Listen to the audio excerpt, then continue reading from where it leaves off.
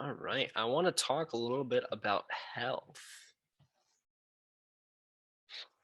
A little bit about a little bit of science.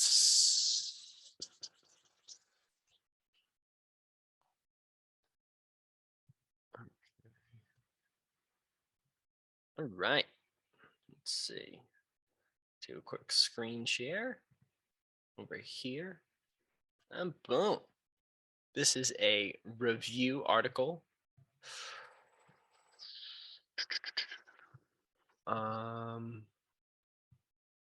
from NIH.com. Who is this done by? You can see the authors right up here. So the abstract of the study is about 300, or maybe it's not a study. I think it's just a review of different studies. About 300 million people across the world suffer from thyroid gland dysfunction. Environmental factors play an important role in causation of autoimmune thyroid disease in susceptible individuals. Genetics contribute to 70% of the risk. In order to reduce the risk, we need to understand the association of environmental agents with thyroid dysfunction. These factors are especially relevant for those at increased risk due to positive family history. The ideal study to see the impact of a thyroid toxicant consists of directly measuring the degree of exposure to toxicant in an individual with his thyroid status. Knowledge of various factors influencing thyroid dysfunction can help in interpreting the results of such studies in a better way. This article is an attempt to highlight the various possible toxicants affecting thyroid function so that adequate measures can be undertaken to control excessive exposure in future to reduce the prevalence of thyroid disorders. All right, so this is kind of brief overview of what this is. And kind of introduction for me is I have a disease called Hashimoto's or hypothyroidism.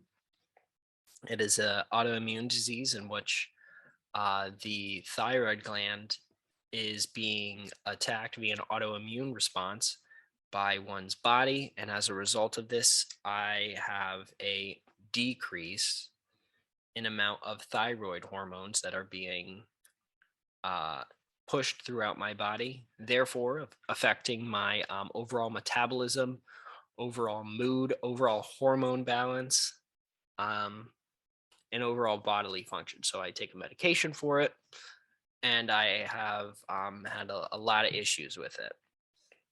So I got diagnosed when I was a sophomore in college, and since then I've been on this medication. I've been doing much better. I've kind of gotten very good about figuring out kind of what works and doesn't work with it. Because for me, I've found it to really impact my weight. I've gained a lot of weight because of it, um, and then also my motivation as well. Not a lot of motivation to get up, go out, and do things like work out, which only makes the weight loss worse.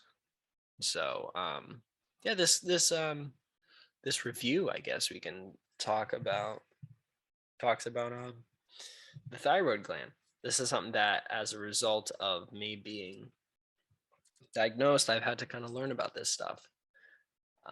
Introduction. Thyroid gland produces three important metabolic hormones: thyroxine, triiodothyronine, and calcitonin. Thyroid stimulating hormone, or TSH, produced by the anterior pituitary gland, controls the production of these hormones. Iodine, derived mainly from seafoods or consumed in the form of iodized salt, is utilized for producing T3 and T4 hormones. Thyroid disorders are the commonest amongst the various glandular disorders of the endocrine system. According to a recently released report, about 300 million people in the world are suffering from this endocrine problem, out of which 42 million are Indians. The prevalence of thyroid disorder is not distinctive in different age groups, sex, as well as different areas. Common thyroid disorders including hypothyroidism, hyperthyroidism, goiter, and other iodine deficiency disorders, Hashimoto's thyroiditis, which I have, and thyroid cancer. Untreated can be a serious issue. And then Some of the factors posed from various human and animal studies are dietary factors, is this big first one. So excess dietary iodine. In general, susceptible individuals, increased consumption of iodine can act as a trigger for thyroiditis. Iodine-laden foods, such as kelp, seaweed, iodinated salt, iodine additives to bread, flour, preservatives, medicines such as amiodarone, vitamins, Lugol's iodine topical antiseptants, and contrast dyes may act as starting point as highly iodinated thyroglobulin is demonstrated to be more immunogenic than poorly iodinated one. Iodine may also have a direct toxic effect on thyroid via free oxygen radicals and immune stimulation. So that's the first factor, excess dietary iodine.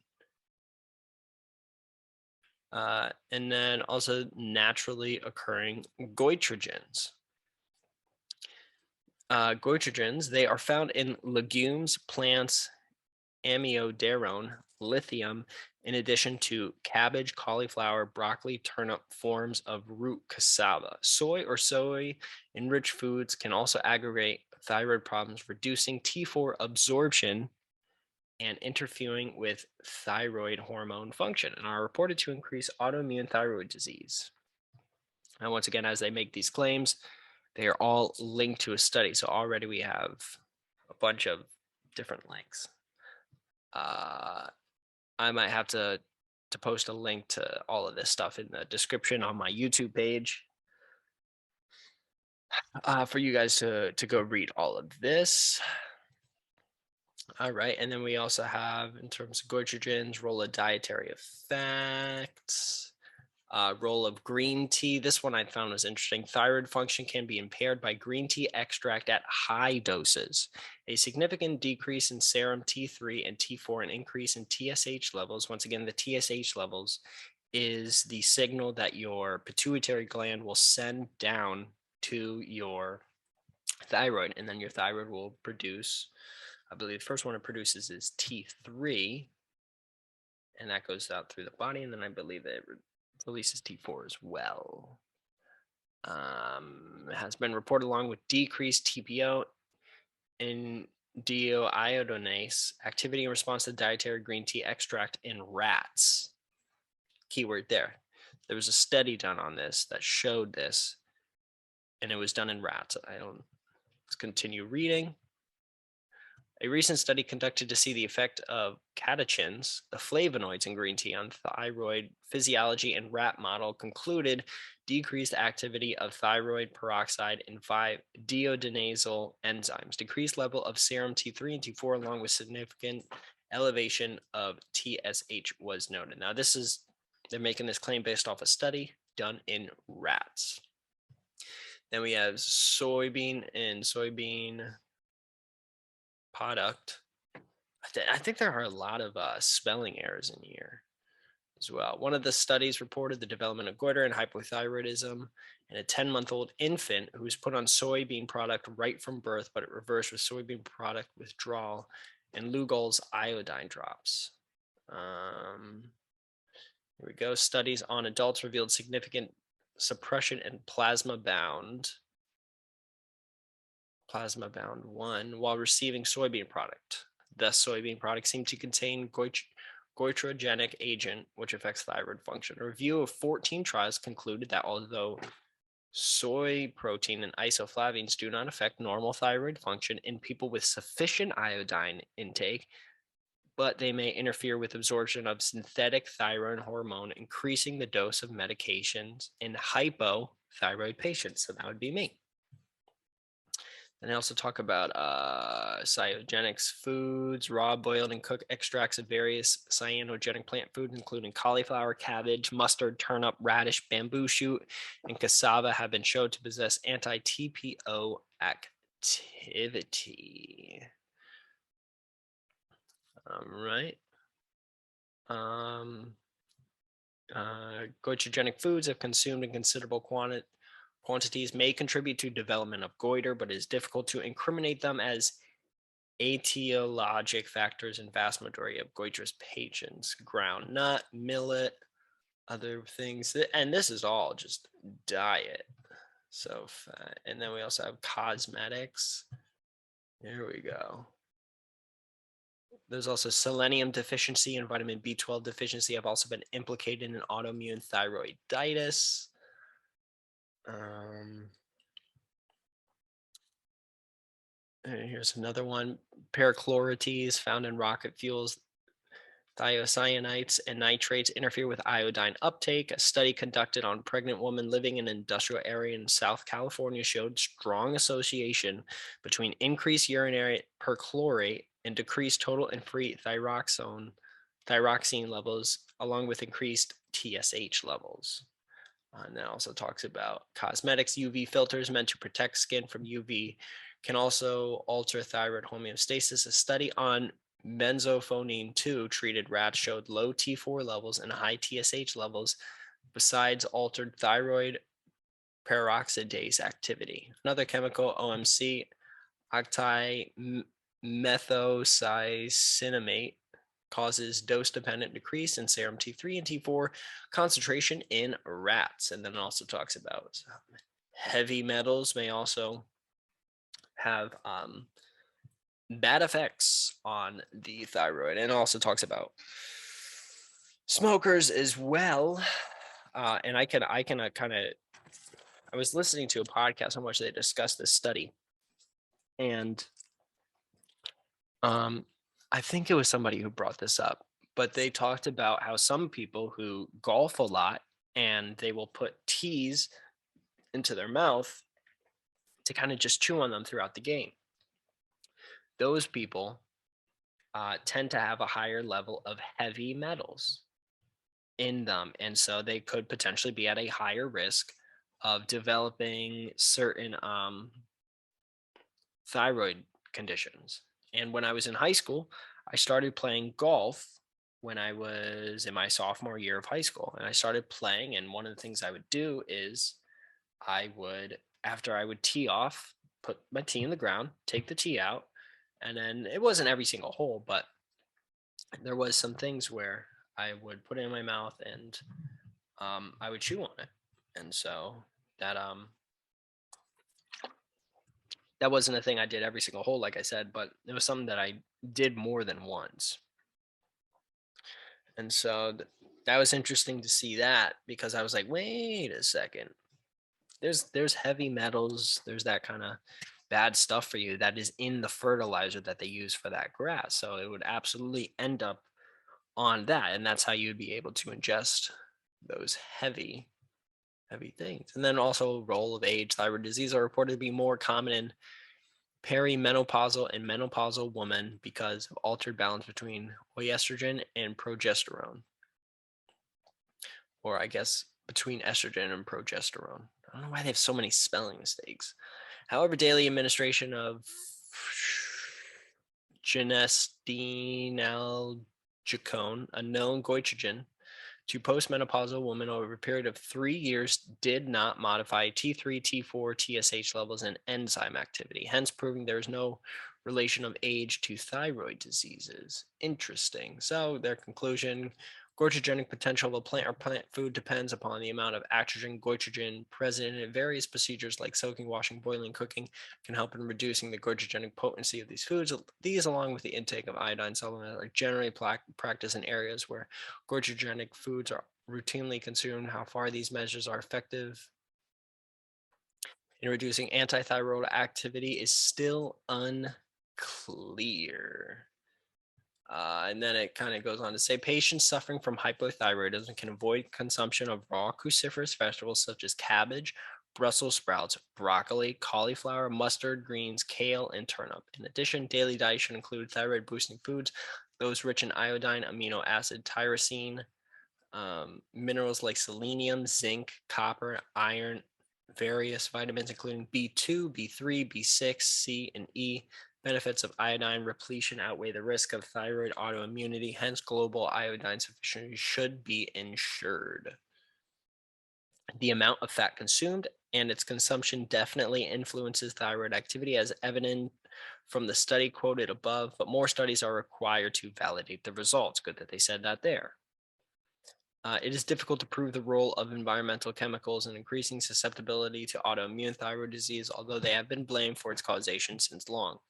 Further studies on environmental toxicants can provide an in-depth view of the impact of these things. And then at the bottom, they have all of the studies in which they linked to. Very, very interesting. So that's pretty much saying you gotta be careful of these goitrogenic foods. And let's go over here. I have a Google search of goitrogenic foods. First thing that comes up, goitrogenic foods are foods that can affect thyroid function by inhibiting synthesis of thyroid hormones, resulting in enlargement of the gland or goiter. Goitrogenic foods include Brussels sprouts, kohlrabi, turnips, rutabaga, radishes, cabbage, kale, and cauliflower. It's even thing. Okay. Okay, and then we also have, that's not what I wanted to look up. Here we go. Here's a study in PubMed Central. It is, where is it? It is PMC 5028075. The PubMed ID is 276-95291. I'll most likely post a link to this in the YouTube description or whatever. All right. Here's the abstract of this: effects of low carbohydrate diet therapy in overweight subjects with autoimmune thyroiditis, possible synergism with CHREBP. A bunch of doctors got involved in this. Here's the abstract. The thyroid is one of the metabolism regulating glands. Its function is to determine the amount of calories that the body has to burn to maintain normal weight. It's not all it does, but it's one of the things it does. Thyroidites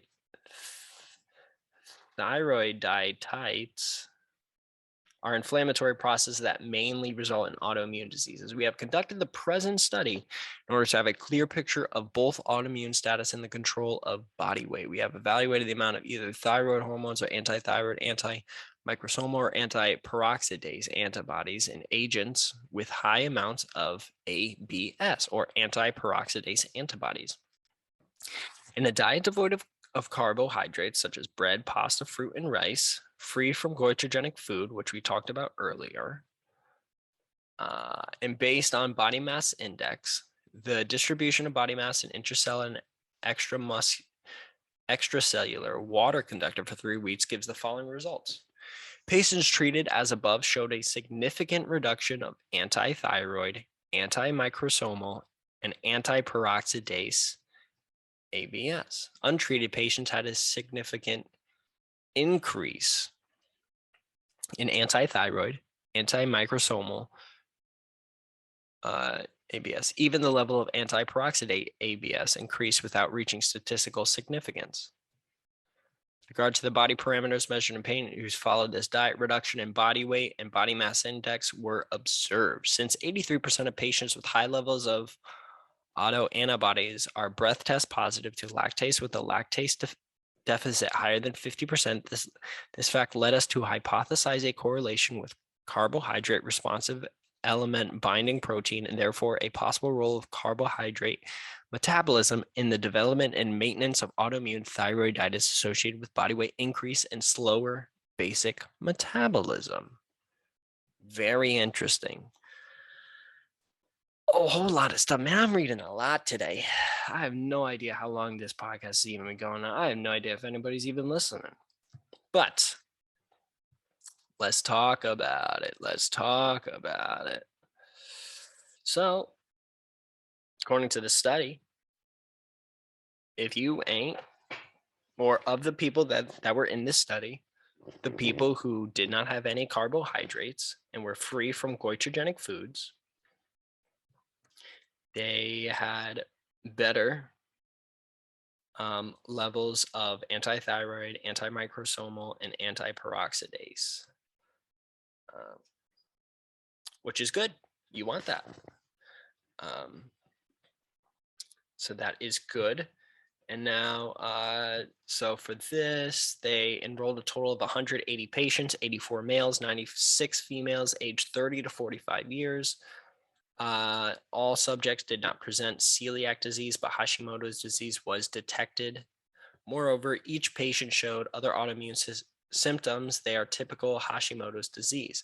All the patients were monitored weekly since it has been shown that this procedure improves the patient's physician empathy and consequently the achievement of a good result in those that followed the diet. That's the other thing. They had to follow the diet. Who knows if they slipped up at all.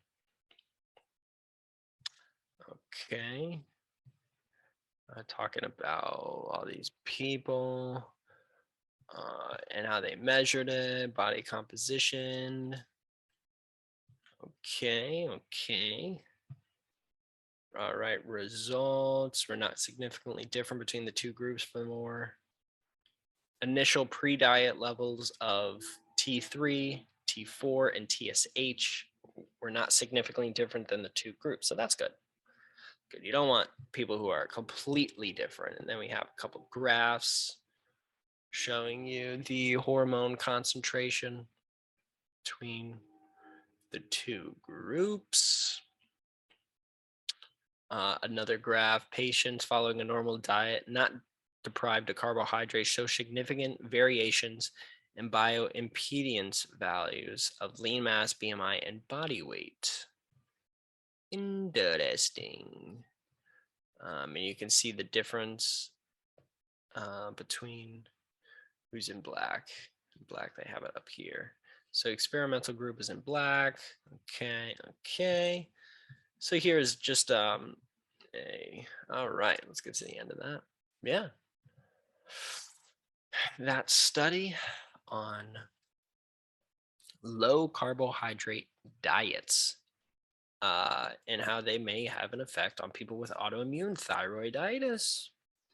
Very interesting. Seems that in this particular study, with these particular people in this study, it helped. It helped to have a low carbohydrate diet, at least for the amount of this thing. Now, if they had done this for 10, 20 years, I don't know what would have changed. But with that being said, let's go over to a video. Still on screen share, right?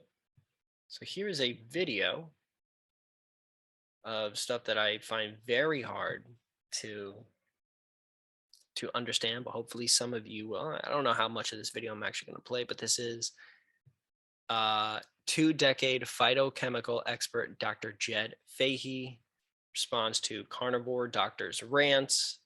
And now that carnivore doctor is Paul Saladino, otherwise known as Carnivore MD, who has in the past advocated for a carnivore diet or a meat-only diet. Now, more recently, has gone on to a more animal-based diet. So he excludes all vegetables, all seeds, seed oils, all that kind of stuff from his diet. And he eats only meat and vegetables, honey, and dairy products such as milk and eggs. So that's all that he eats. And that's where I got the first study from. He talked about that study right over here, the NIH study, or the review of the different, it's a review article. It's not a study, but it's a review article that brings together a bunch of that stuff. So now we have, this is from Found My Fitness podcast with the lovely Dr. Rhonda Patrick. She's been on Joe Rogan a couple times, and I've seen her on there. I've got a lot of info from her, and I think she's pretty good. So here they are talking, her and Dr. Jed Fahey, talking about sulforaphane. Is sulforaphane a goitrogen? And let's listen to see what they're talking about. But I want to bring it back to broccoli sprouts and sulforaphane. And so we did this 12-week study in China that I told you about.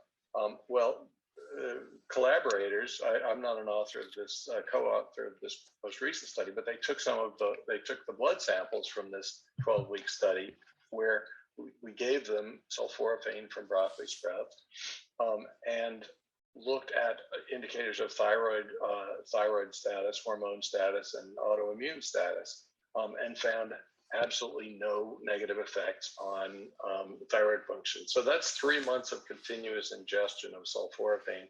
That's definitely the longest effect study that's looked at thyroid specific potential side effects.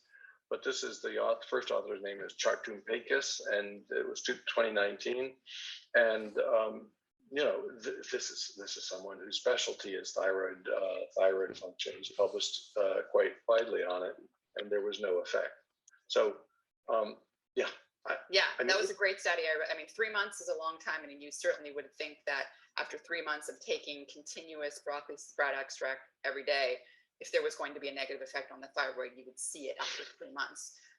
Moreover, in 2018, there was a very long-term animal study in rats where there were 2 groups of rats. There were some rats that were that had hypothyroidism, drug-induced hypothyroidism, and then there was an iodine deficient group of rats, and they were given broccoli sprouts, freeze-dried or whatever, broccoli sprout extract. And not only was there no harmful effect on the thyroid, even in iodine deficient animals, in terms of their thyroid homeostasis, so their the thyroid stimulating hormone, their T3, T4 were all the same. In the animals, in the rats that had hypothyroidism, there was a beneficial effect from the broccoli sprouts in the thyroid gland, an antioxidant effect that was beneficial. So to say that it's a goitrogenic and going to have negative effects on the thyroid, it's quite funny, because you see this sort of echo chamber meme going around, particularly in groups that are anti-plant, and they just have it all wrong. A complete lack of understanding, and not even looking at actual good data. So, well, interestingly, this persists in the medical community too. So in one of our studies, the autism study that we published in 2014, there were questions from the IRB, which is made up of, among other things, physicians, about the potential for thyroid issues, and were we going to monitor thyroid chemistry, and we did, and we. Guess I'll end that video right there. So, I have 2 different viewpoints. I mean, I showed you the review article. I'll go back to it. Multiple citations. Has a different view on this from, obviously, Dr. Rhonda Patrick and Dr. Jed Fahey, both who have evidence of these studies that were done over a long period of time that say, actually, these specific vegetables, such as broccoli, do not actually have a negative impact on thyroid function, and therefore are not goitrogenic. This is their opinion. But their opinion is backed up by these 2 studies. And in the studies, they showed it here on the YouTube screen. They showed the studies. One was a 3-month study, which, as Dr. Rhonda Patrick said, is a long time for a particular study. So that's interesting to see. But other than that, yeah. I mean, you have 2 different ways of looking at this. I mean, the low carbohydrate one study that I talked about earlier, that also mentioned that the people who were tested did not have, I think, as they call it, let me go back to it, goitrogenic foods. I think, let me see. In a diet devoid of carbohydrates, free from goitrogenic food. So they do mention goitrogenic food. And now, if you look at goitrogenic foods online, you're going to see things such as Brussels sprouts, turnips, radishes, cabbage, kale, cauliflower, also sweet potato, Brussels sprouts, as I said earlier. cruciferous vegetables, soy-based foods. All right, let's go back. So yeah, that's their claim. But these people on this podcast, Dr. Rhonda Patrick, Dr. Jed Fahey, have a difference of opinion, and they come with evidence. They have studies that show. One is a rat study, and like I mentioned in the review article, I was also like, that's in rats. It's not the same thing as humans. It's similar, but I would like to see a study done in humans. So I believe it was the second study that the duo talked about. It was a study done in rats where they induced iodine deficient rats, and then they also introduced or induced, I should say, induced a hypothyroid group of rats as well, and they saw no difference. So I say all that. Oh, and then also before I talk about it, let's look at who Mr. Jed Fahey and Paul Talalay. For the past 20 years, Paul Talalay and Jed Fahey have explored the hypothesis of chemoprotection, the idea that phytochemicals, plant compounds, can help guard against cellular damage that contributes to cancer and other chronic diseases. Most of their work has focused on sulforaphane, a compound found most abundantly in cruciferous veggies and particularly in sprouted broccoli seeds. So that's kind of where this fine gentleman is coming from. So obviously, just like the Paul Saladinos of the world, the carnivore MDs have their own bias and their own kind of narrative or agenda that they're going to push. I mean, Paul Saladino has a supplement company, and he also advocates for not eating veggies. And I recommend you look at all of their stuff before you make a final judgment. Do not take it from me. Do your own research. Look into these people, and if you have a difference of opinion than me, absolutely. But you see, both of these people have their own biases backed up. Both of them are backed up by research that are done. Maybe some research is better than others. Absolutely is the case. But yeah, we have Mr. Jed Fahey kind of seeing where he's done. He's pretty much almost close to a vegan, but I mean, he's doing research about these cruciferous vegetables, which, I mean, if you look online, a lot of people say they're goitrogenic, and he's saying no, actually they're not. Actually, there's a study, like that 3-month study is great. I don't know why I didn't pull it up. That's on me. But the goitrogenic claim, when there's a 3-month study that says no, it actually didn't do anything to these people. Now, maybe it could have been in the form of which they were giving it to people, the amount, and that kind of stuff. There could have been stuff done wrong with the study, but a 3-month study is a 3-month study. I mean, that's usually pretty good in the medical community. I'm definitely not an expert, but it's something to think about. Now, let me hop over, stop the share. Kind of wanted to just say, listen, I've noticed this a lot in the fitness community when it comes to diets, specifically diets. I mean, you have people who talk about the carnivore diet where you're eating only meat. And I did have a study pulled up. Behavioral characteristics and self-reported health status among 2,029 adults consuming a carnivore diet. Results, 2029 people primarily by health. Yeah, conclusions. Adults consuming a carnivore diet experience few adverse effects and instead reported health benefits and high satisfaction. So 2,029 people, this is them doing a diet of mostly meat or entirely of meat, and they all said they enjoyed it. So over how long? For March 30th through June 24th. Among adults self-identifying as consuming a carnivore diet for over 6 months.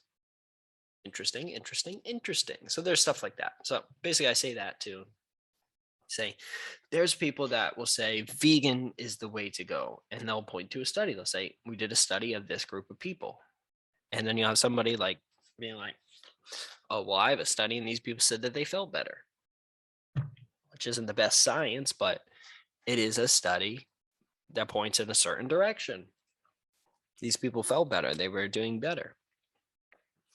And I think that is something specifically in something like nutrition, where I feel nutrition is subjective.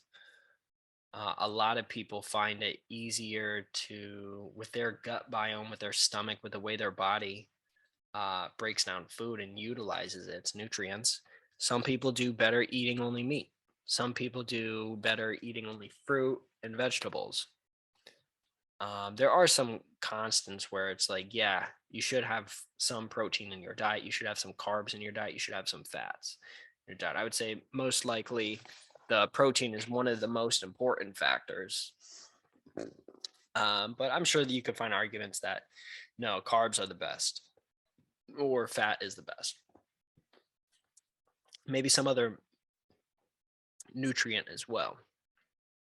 And the main thing is you can find a lot of information on a particular diet or way of life where there's good evidence. There's good evidence. That review article had some good evidence. It had some other stuff in it where I was like, it's a rat study. Not sure.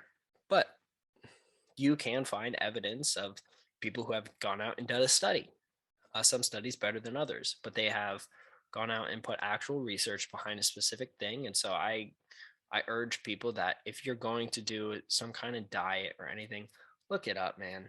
Just, I mean, for these, a lot of it was watching a YouTube video and somebody talked about, yeah, there was this study. And I was like, okay. And I looked up that's how I found out about the research article or the review article.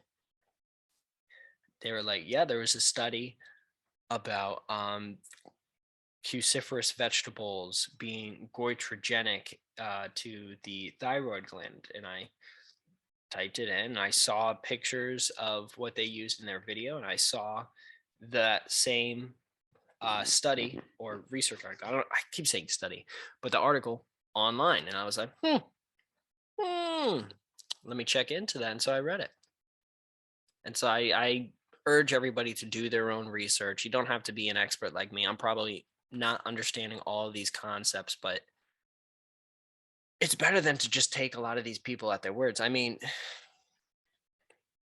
you have people saying goitrogenic foods are these cruciferous vegetables, but then you have a doctor like Jed Fahey who comes from another thing, and he comes with evidence. That's the thing. It's not that these people are saying, oh well, yeah, well, no, I it's my opinion that cruciferous vegetables and broccoli, kale, all that kind of stuff is actually not goitrogenic, and that's my opinion. That's completely different than saying it's my opinion that cruciferous vegetables are not goitrogenic. They don't hurt your thyroid at all. Because I have this study that was conducted in this number of people done over this amount of time, we had these results. Those are two completely different things. So if you come with evidence, and the evidence for somebody like me, at least, somebody who is not a major expert when it comes to medical studies and how to read a medical paper and stuff like that. I did a little bit of that in college, but it's hard. It's hard. So I say, do what's best for you. If you do carnivore for 30 days, see how you feel. Do vegan diet for 30 days, see how you feel. Do no vegetables for a month only, see how it feels. Do only fruits for whatever it is, whatever diet you're going to do. Find something that works best for your body. Like it also depends on how much physical activity you're doing as well. Like if you're somebody who's doing a lot of cardio and a lot of high intensive training, I would say that you should probably have a lot of carbs or considerable amount of carbs. It'd be hard to do that because once your body gets to a certain this next statement could be completely wrong, but from my understanding, your body will utilize your carbohydrates that have been stored up when you're at a higher heart rate. when you're in a certain heart rate zone. Let me look that up before heart rate zones. Yeah, so it's percentage of your maximum heart rate. All right, let me pull up some images. Let me share the screen as well. All right, let's go over. Yeah, so you'll see something like this. Warm-up zones, heart rate zones. Trying to see. Here we go. There's 5 zones.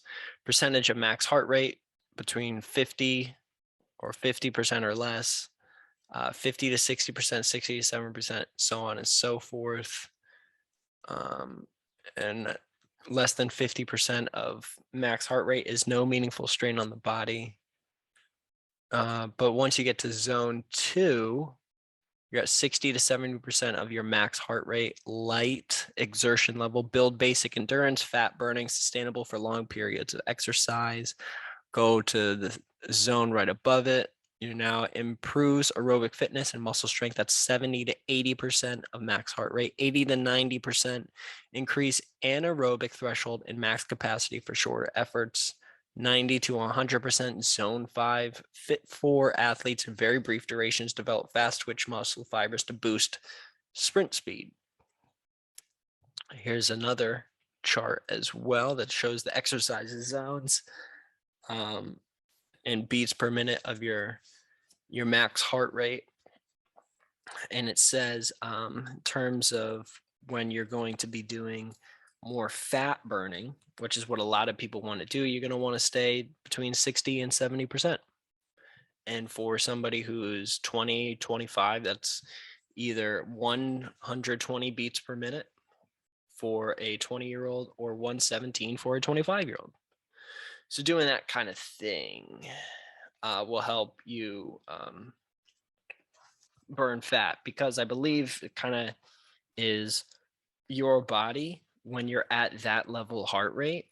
I think it takes it's more favorable in the body, I believe, for fat to be broken down once your body needs it that quickly, because I believe something with the oxidation process, they oxidize either super fast or super slow, but it's opposite of carbohydrates, where carbohydrates, if you're sprinting full speed, you need those carbohydrates as fast as possible. You can't wait around for your fat stores in your body to be broken down and then that energy to be transmitted throughout your body. No, you need that right now. So you need carbs. And I think that's true. Who knows? I could be absolutely 150,000% wrong. Most likely am. And with that being said, I have no idea how long I've been going. I guess to kind of wrap up, I mean, is there really anything else? Not sure. I was able to finish all my drinking of my waters. Let me finish this last sip.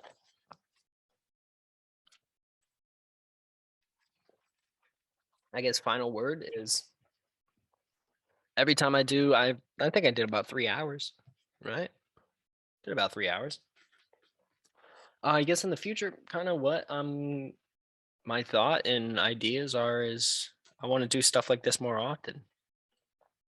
I mean, it might be super boring for a lot of people. I mean, I touched on a lot of different topics. But I like doing this, man. This is fun.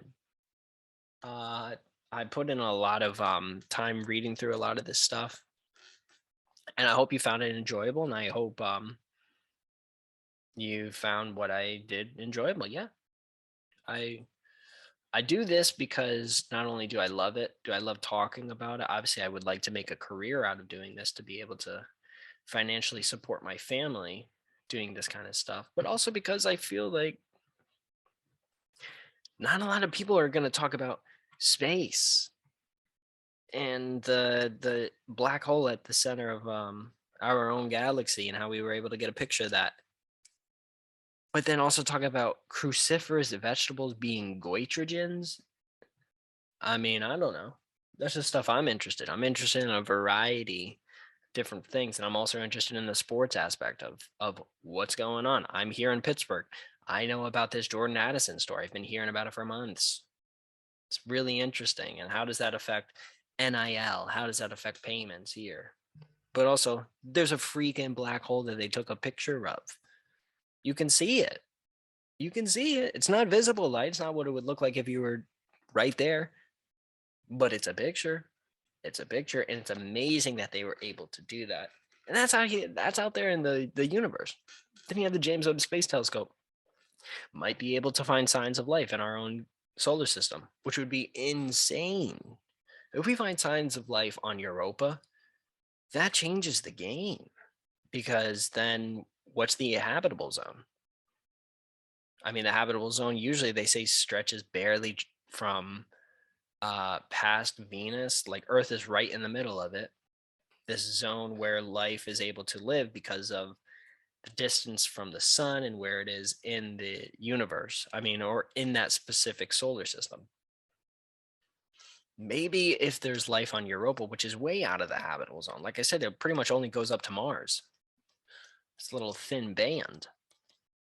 Maybe if we're able to find evidence of life on Europa, then that changes the entire game. So stuff like that is just fascinating to me. There's stuff going on in Alabama, but there's also stuff going on Europa, a moon around Jupiter. Crazy stuff. Thank you so much for listening. I really do appreciate each and every one of you who listens. If you've listened to this entire thing, whether now at a later date, I truly appreciate it. Hopefully, if you listen to this in the future, I've done at least something with my career. At least something. Love doing this, man. Hopefully, we'll continue to do this. Like I started off, I've been lazy. I want to be completely honest, completely transparent. I'm not trying to hide anything. I'll be like, oh, I was busy. I was mowing the lawn. I don't have a lawn. I live in an apartment. Gonna try. I can't say I'm gonna do my best because I'm lazy and I have been lazy. So doing my best would mean that I would just do it. But sometimes I get a little lazy and I am able to make up an excuse like, nah, I want to play video games today. So hopefully you guys and gals enjoy the content. Hopefully I'm able to create more. And hopefully each episode is as good as the last one or as good as your favorite one. I appreciate each and every one of you listening. Make sure if you're listening on Spotify, Apple Podcasts, whatever it is, or watching on YouTube and Spotify. I don't know how to do a video on Spotify, so that's my bad. Because like I watched Joe Rogan on Spotify and it's like, that's pretty nifty. There's a bunch of video podcasts on Spotify, so and I like that you're able to listen to it in the background as well. Like that's the best thing ever. Best thing ever. But if you're listening on YouTube, like, share, subscribe, comment, whatever it is.